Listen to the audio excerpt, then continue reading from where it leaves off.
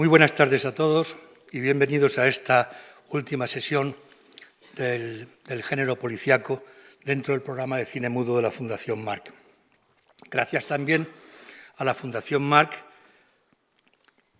que es, me interesa subrayarlo, siempre lo hago, la única institución madrileña, aparte de la Filmoteca Nacional, que desde hace unos años viene dedicando una atención continuada a la cinematografía de la época silente, que es, como saben ustedes, un segmento fundamental y muchas veces todavía inexplorado y descuidado de la historia del cine. La película que vamos a ver es El legado tenebroso, que es el título quizá poco acertado con el que fue bautizada en castellano The Cat and the Canary, es decir, El gato y el canario. Y digo menos acertado porque tanto el argumento como los rótulos y las imágenes de la película hacen numerosas referencias a la desagradable sensación de quien se siente amenazado por alguien más fuerte o más perverso que busca arrebatarle lo que es suyo y quizá la vida. En la pintura española tenemos varias representaciones del gato como presencia amenazante e incluso diabólica. Piensen, por ejemplo, en ese estupendo retrato del niño Manuel Osorio que hizo Goya, que está en el Metropolitan Museum de Nueva York, en el que Goya coloca un par de gatos que acechan con mirada ávida y ominosa a la urraca, que es la mascota del personaje, del niño. La película El legado tenebroso se estrenó en Estados Unidos el 9 de septiembre de 1929, muy pocos meses después de que lo hiciera El cantor de jazz, a la que los historiadores del cine atribuyen el mérito de ser la primera película parcialmente sonora de la historia. Es, por tanto, la película que vamos a ver un ejemplo tardío, como casi todas las que han podido contemplar en este ciclo de este año, un ejemplo tardío, pero técnicamente muy elaborado, de un modo de concebir el cine que ya entonces tenía los días contados. Y es que, visto desde nuestra perspectiva, a la altura de 1927, que es el año en que se estrenó la película, el cine mudo ya había alcanzado su total madurez expresiva. La película tuvo un enorme éxito de crítica y público. Las reseñas que le dedicaron la revista Variety y el New York Times, que he podido consultar en Internet, no pueden ser más entusiastas. Y no solo por sus méritos cinematográficos. Su estreno había levantado una enorme expectación porque la obra de teatro homónima en la que se basaba, una obra que se llama también El gato y el canario, del dramaturgo John Willard, había sido uno de los grandes éxitos teatrales de principios de la década de los 20. Y ya saben ustedes que en esos años a los productores americanos seguían con muchísimo cuidado los éxitos de Broadway porque intentaban de hacer de ellos después adaptaciones cinematográficas taquilleras. Los derechos de la obra teatral fueron adquiridos por Carl Laemmle, fundador, que seguramente ha salido aquí en repetidas ocasiones en este ciclo, fundador de los estudios Universal y uno de los personajes fundamentales de la primera época de Hollywood. Laemmle había nacido en Alemania de una familia judía e inició su carrera en Estados Unidos adquiriendo una red de salas de exhibición de cine primitivo, lo que se llamaba Nickelodeon. En 1912, después de hacer dinero en el negocio de la distribución, fundó, a partir de un conglomerado de estudios con otros socios más pequeños, los grandes estudios de la Universal, que primero se establecieron en New Jersey y luego se establecieron definitivamente en Hollywood. Uno de los grandes méritos de Laemmle fue saber aprovechar la crisis de la UFA. La UFA eran los grandes estudios alemanes de la época, que es los que hacían la competencia más directa a los grandes estudios de Hollywood. Esa crisis de la UFA tuvo lugar durante la inflación y los años de la República de Weimar. Entonces, lo que hizo Laemmle, con muy buen criterio, era importar mucho talento, muchas figuras de los estudios de la UFA y traérselos a la Universal. En esos años, por ejemplo, llegaron a Hollywood, para que ustedes se hagan una idea, actores como Pola Negri o Emil Jannings, Directores como Lubitsch, como Murnau o como el propio Paul Lenny, el director de esta película que vamos a ver. Guionistas como Karl Mayer, cámaras y directores de fotografía, decoradores y técnicos. Toda una legión de excelentes profesionales prestigiosos formados en el expresionismo cinematográfico y cuyo trabajo, muchos de ellos en la Universal, iba a dejar una huella indeleble en el cine norteamericano. Por terminar un poco por encima la biografía de este extraordinario personaje que es Laemmle, el presidente de la Universal, quisiera decir que al final, unos años más tarde, después de la llegada de Hitler al poder en Alemania, se ocupó de que centenares de familias judías escaparan del Holocausto. A muchos de esos, a quien en Internet se puede encontrar a veces listas que le llaman también la lista de Laemmle, como la lista de Schindler, de gente que salvó de que cayera en las manos de las SS. El novelista bestsellérico Harold Robbins se inspiró en su figura, por si algún día les interesa o tienen curiosidad, se inspiró en su figura para el personaje central de la novela Traficantes de sueños, publicada en 1948 y que se puede todavía encontrar en España. Paul Lenny, el director del Legado Tenebroso, fue uno de aquellos profesionales judíos alemanes contratados por Laemmle. Había sido pintor al principio de su carrera, cuando era todavía joven, y había colaborado antes de la Primera Guerra Mundial en la influyente revista expresionista Der Sturm, La Tormenta, en la que también colaboraron, para que ustedes se hagan una idea de la importancia, pues ilustradores y pintores como Kokoschka y escritores como Knut Hamsun o el periodista Karl Kraus. Y luego de trabajar allí, y entre otras ocupaciones, entró en el cine, donde logró una enorme reputación gracias a su trabajo como codirector y decorador de una película que en castellano se llamó El hombre de las figuras de cera. En alemán se llamaba algo así, traducido literalmente como El museo, el gabinete de figuras de cera. Es una excelente película de 1924 que pueden ver totalmente gratis y entera, como otras joyas del cine mudo, en YouTube, en Internet. A Paul Lenny, que moriría una septicemia en 1929, cuando apenas contaba 44 años, no le dio tiempo a hacer muchas películas en Hollywood, solo 4 en realidad, de las cuales las más famosas son la de Hoy, y luego El hombre que ríe, una película de 1928, un poco tiempo antes de morirse, basada en la novela de Víctor Hugo del mismo nombre. Pero su influencia y su estilo y su modo de concebir la narración cinematográfica fue importantísima en la larga tradición del cine de horror de la Universal. La Universal, de los grandes estudios de Hollywood, fue quizá la que produjo en esos años, en los años 20 o 30, más películas de terror, de horror. El Legado Tenebroso inauguraría además un subgénero cinematográfico al que los historiadores de cine norteamericano, que siempre se empeñan en clasificarlo todo, son muy dados a las clasificaciones, han llamado Old Dark House, que podríamos traducir libremente como películas con mansión siniestra o películas de casas malditas y encantadas. Otra, digamos, gama de películas que llegaría a ser muy popular en los años 20 y 30. No es que antes de ellas no hubiera habido cintas en las que la intriga se desarrollara en una casa más o menos misteriosa. Ahí tenemos, por ejemplo, la disparatada comedia breve de Buster Keaton que se llama The Haunted House, la casa encantada o algo así, de 1921, que también pueden ver gratis en YouTube. YouTube es una mina para estas cosas, permítanme que les diga. O la precursora Una noche misteriosa de David Griffith en 1922. Pero lo cierto es que en El Legado Tenebroso se presentan plenamente desarrollados todos los elementos que caracterizan a este género que podemos llamar de la casa encantada, de la casa misteriosa. En todo caso, la inclusión del Legado Tenebroso en este ciclo que se llama de cine policíaco tiene que ver sin duda con que se trata más bien de una película de misterio disfrazada de película de terror.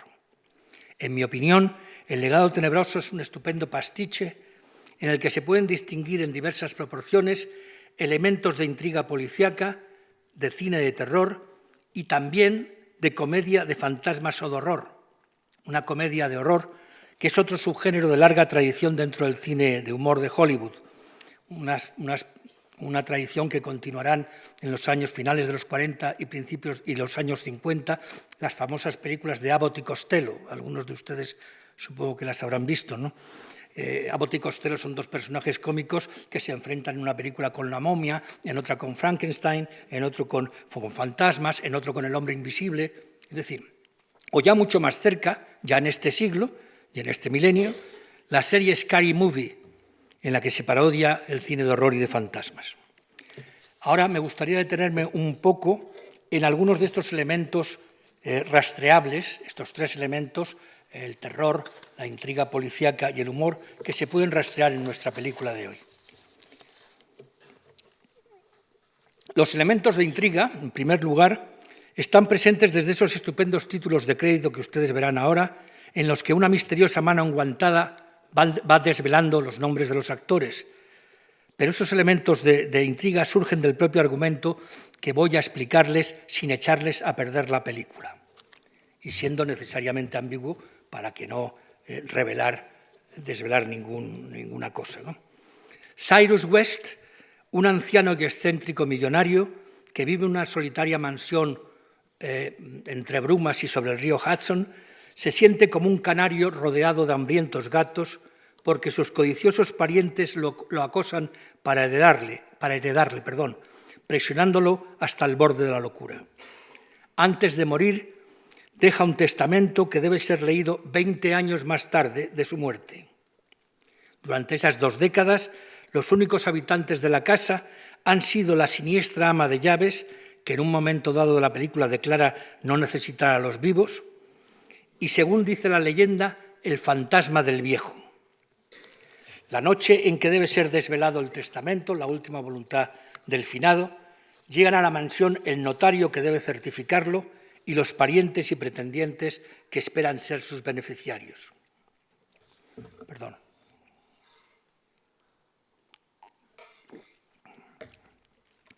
Se descubre entonces que existen 2 sobres. En el primero se designa al heredero, al que un doctor, atención, debe declarar mentalmente sano como condición para que pueda hacerse cargo de la inmensa fortuna. En el otro, que ha sido inexplicablemente abierto con anterioridad, se designa a otro heredero o suplente alternativo, en el caso de que el primero no cumpliera esta ineludible condición, es decir, que estuviera loco o que tuviera alguna enfermedad mental. La mayor parte de la intriga se va a desarrollar en un interior claustrofóbico, con varias habitaciones y estancias, por supuesto, en el que se va revelando poco a poco el carácter de los diferentes personajes. Y todo ello en una noche en la que suceden situaciones que parecen avalar la existencia de terroríficos espíritus que se mezclan con los vivos. Como ya he dicho, el director Paul Leni proviene del expresionismo, cuyos elementos estilísticos, que suaviza para adecuarlos al modo de producción y a los gustos de Hollywood, utiliza con sabiduría y con la ayuda inestimable del estupendo director de fotografía Gilbert Warrenton, para crear todos esos elementos, para crear la opresiva atmósfera de pesadilla en la que se desarrolla la película. Entre otros elementos, podemos citar, para que ustedes se fijen, la iluminación basada en la utilización del claroscuro, los encuadres excéntricos, con picados y contrapicados, es decir, con la cámara encima de los personajes o debajo o desde abajo. Zooms y traveling, o sea, acercamientos y movimientos de cámara. Cámara subjetiva, utilización del montaje de fundidos y sobreimpresiones que crean una atmósfera confusa en la que todo parece posible, como esa sobreimpresión que verán al principio en la que vemos al anciano enfermo rodeado por gigantescos y simbólicos frascos de medicinas vacíos y amenazantes gatos negros. Todos esos elementos de montaje y dinamismo visual sirven, además, eso también es importante, para disimular el evidente origen teatral del legado tenebroso y evitar, al contrario de otras muchas películas de la época, que lo que ocurre ante los ojos del espectador, ante nuestros ojos, se parezca demasiado al teatro filmado. A todo ello se añade el empleo de escenarios estilizados, con mobiliario antiguo desproporcionado. Véase, por ejemplo, la sillería gótica, que en un momento determinado parece encuadrar a uno de los personajes como si estuviera en una jaula o celda, ¿no? como un pájaro en una celda, como un canario en una celda. Los candelabros, los quinqués, los arcos apuntados, las escaleras misteriosas, las falsas puertas y demás elementos de la decoración. Una mención especial a la hora de transmitir presencias de carácter sobrenatural o posibles presencias de carácter sobrenatural en la mansión de la que estamos hablando, Cyrus West. Merece, por ejemplo, el cuadro que cae de la pared en un momento dado, causando sobresalto, o el reloj que empieza a funcionar después de 20 años de inactividad, mientras el notario y los pretendientes, iluminados de un modo efectista, con la iluminación desde abajo, se sientan en torno a una mesa como si fueran a participar en una reunión de espiritistas. Por cierto, que la visión del mecanismo de ese reloj parece sacada de un experimento abstracto como los que les gustaba a los fotógrafos dadaístas y expresionistas. También contribuye a lograr esa sensación de misterio y extrañeza la caracterización y vestuario de los actores. Por ejemplo, el atavío de la siniestra ama de llaves o de ese médico, que tiene un papel pequeño en la película pero importante, cuyo sombrero y gafas le recordará sin duda al desquiciado doctor Caligari de la célebre película de Robert Wiene. Y desde luego a todo ello contribuye también la propia mansión, con su exterior macabro rodeado de bruma y sus interiores confusos, laberínticos e inestables, unos interiores, una distribución que sería imposible reproducir en un plano corriente. Es imposible porque es arbitrario, es decir, no hay ninguna estructura en la casa, como ocurre siempre en las casas encantadas. Y que esa propia estructura desquiciada acentúa la condición de casa maldita o embrujada donde reside el mal. Interiores claustrofóbicos, pasillos que nadie sabe a dónde conducen, sótanos siniestros, paneles móviles. Y ahora, si no les importa, quiero introducir una pequeña digresión a propósito del género que inaugura esta película, es decir, de esas casas, casones o mansiones siniestras y que ustedes están hartos de ver en el cine o de leer en las novelas. La idea de mansión o casa maldita es muy antigua. La literatura llamada gótica en los siglos XVIII y XIX, sobre todo en Inglaterra, desde el Castillo de Otranto al Drácula de Bram Stoker, fija esa casa maldita y el cine la desarrolla a lo largo de toda su evolución. Casas encantadas o embrujadas hay y ha habido de muchas clases, pero todas tienen algo en común. En todas sucedió, antes del momento actual, algo oscuro en el pasado, quizá un asesinato, quizá un suicidio, una tragedia familiar, un incesto. Existen ejemplos muy diversos de esos lugares en la literatura y el cine, que ustedes simplemente les voy a recordar. Es decir, los castillos, por ejemplo, de Nosferatu o Drácula, las mansiones extrañas donde se reúne un grupo de personas que ha sido convocado por alguien, por un extraño, o que se refugian en esas mansiones obligados porque el vehículo en el que viajan ha sufrido una avería o porque la tormenta les impide seguir adelante. Ese tipo de estructura narrativa abunda, por ejemplo, en las novelas de Agatha Christie, por ejemplo, en Los 10 negritos, que muchos de ustedes conocen perfectamente. Otro tipo son las casas donde suceden fenómenos de lo que la parapsicología llama infestación, es decir, apariciones inexplicables, fantasmas, ectoplasmas, los poltergeist, y de los que están repletas las leyendas y siguen repletas. Por ejemplo, mientras elaboraba estas notas, me he acordado de ese extraño fantasma que, según algunos, sigue apareciéndose en el Palacio de Linares, en la actual Casa de América, en la Plaza de Cibeles, y que curiosamente yo creí que era una leyenda urbana madrileña y que curiosamente también aparece en la Wikipedia inglesa como Casa Encantada en España, ¿no? Incidentalmente les diré que esas casas malditas o embrujadas siguen existiendo, al menos en el imaginario de la gente, y hasta tal punto, y esto es rigurosamente cierto, que en 1991, es decir, ayer, como quien dice, se creó jurisprudencia en Estados Unidos que obliga a los agentes inmobiliarios, atención, a advertir a los posibles compradores de una casa si ésta tuviera reputación de estar embrujada o de que allí tuviera lugar algo horrible, una matanza, un asesinato. Y están obligados porque eso podría disminuir el valor patrimonial de la casa. Es decir, el comprador tiene que saberlo por ley en Estados Unidos. En la historia del cine, esas casas adquieren diversas formas y embrujamientos. Además de los casos de los famosos y habituales caserones victorianos, que son los más típicos, recuerden ustedes la mansión de Xanadu, en Ciudadano Kane, la película de Orson Welles, o el Manderley de la película de Rebecca, donde también hay cosas extrañas, o la mansión aislada en que transcurren Los Otros, de Alejandro Amenábar, una película de 2001. Otras veces esas mansiones no son mansiones, sino hoteles. Por ejemplo, el misterioso Hotel Overlook del Resplandor de Kubrick, una de las películas, en mi opinión, más terroríficas del cine moderno. O incluso bloques enteros de apartamentos, como el célebre edificio Dakota en Nueva York, donde Polanski es el escenario de La semilla del diablo de Polanski, una película del año 68. Bien, el humor, la ironía y la parodia también están presentes en esta comedia de misterio. No de una forma estridente ni fundamental, sino que elementos de disensión y contrapeso en la intriga.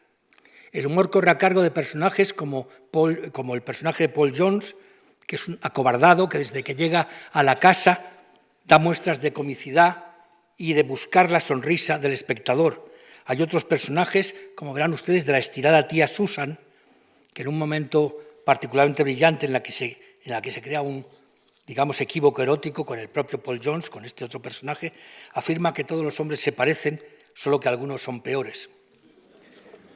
Otro personaje cómico es el lechero, que aparece al final enloquecido conduciendo un carromato y que está interpretado por Joel Murphy, que no aparece en los créditos, en los títulos de crédito, pero que sí recordarán ustedes los aficionados al cine cómico mudo, porque aparece en muchas películas de Charlie Chaplin. La gran estrella de la película es sin duda Laura LaPlante, que aparece destacada en los títulos de crédito, casi como preludio del Star System de años más tarde, en el papel de la recatada Annabelle West, una de las pretendientes a la herencia. Es, como casi todos los personajes femeninos de las películas de terror, una heroína más bien pasiva. Respecto a la actriz, trabajó en más de 60 películas, la mayoría para la Universal, y su decadencia, como la de tantos otros, llegó con la llegada del sonoro. Murió a los 92 años de Alzheimer, pero hacía muchísimo tiempo que no trabajaba. El personaje graciosillo, que actúa como contrapeso de la intriga, es este Paul Jones, interpretado por Creighton Hale, que también en su mímica y en su manera de actuar recuerda un poco, a mí me recuerda un poco a Harold Lloyd. A su cargo también está parte de ese alivio cómico. Antes de la película ya había rodado un montón de películas, casi 60 también, incluyendo, según la leyenda, algunas películas mudas pornográficas. Eso es una leyenda, películas pornográficas de bajo presupuesto. Tampoco resistió la llegada del sonoro, es de estos actores que dejaron de trabajar, o casi dejaron del todo, durante el sonoro, aunque siguió trabajando en papeles secundarios. Como curiosidad les diré que tiene un pequeño papel como apoyado en la barra del bar de Rick en la película Casablanca.